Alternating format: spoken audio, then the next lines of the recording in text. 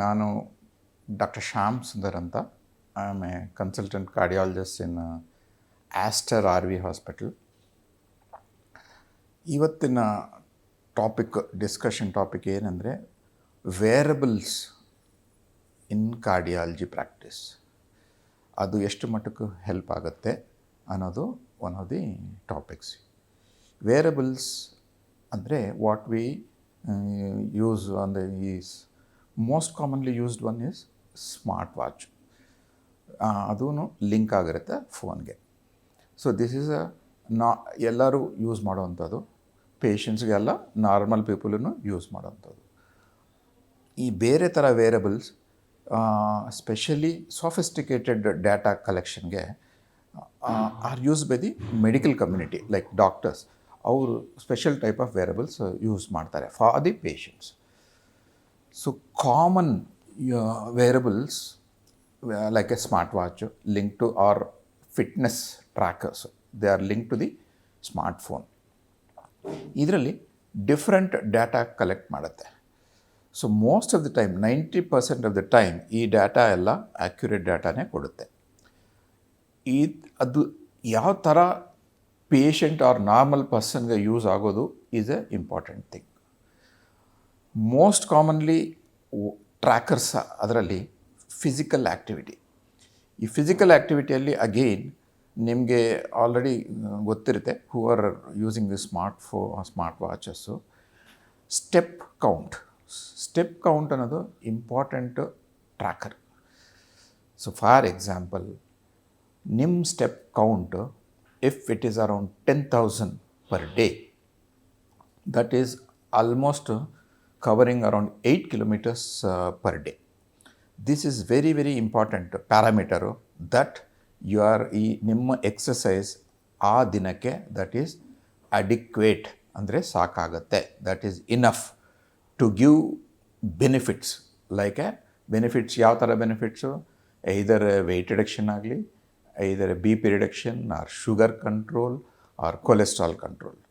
So 10,000 steps per day which is calculated by your step count is one of the very good and a powerful parameter which is easily monitored by your smartwatch tracking app.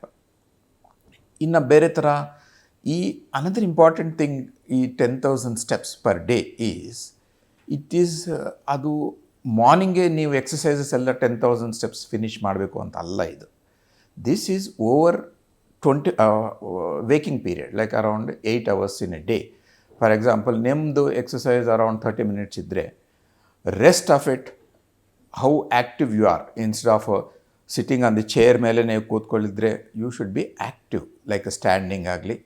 So that's how this 10,000 steps per day has come into picture.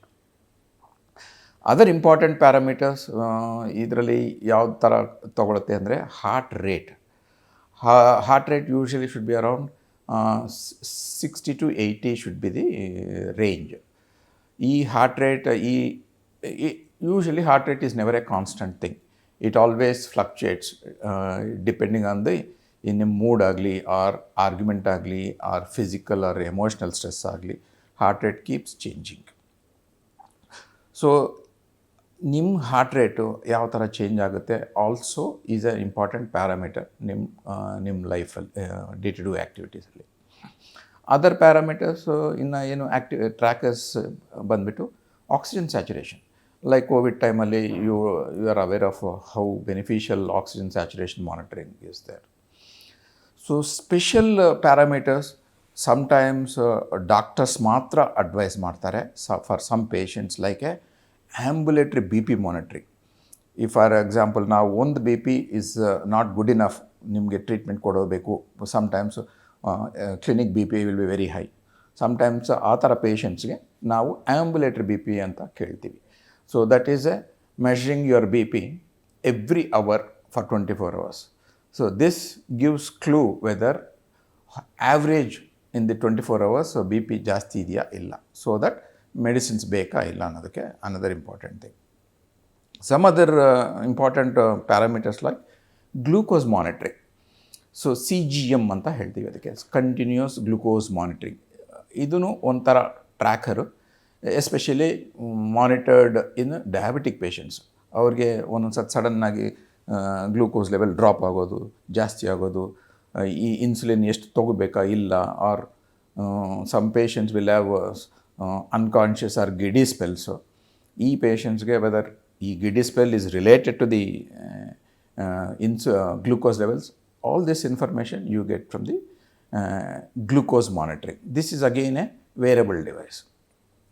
Other thing is sleep monitoring devices irutte. Then another important parameter will be the atrial fibrillation. Atrial fibrillation is very common in the elderly, maybe after 60 to 70 age group.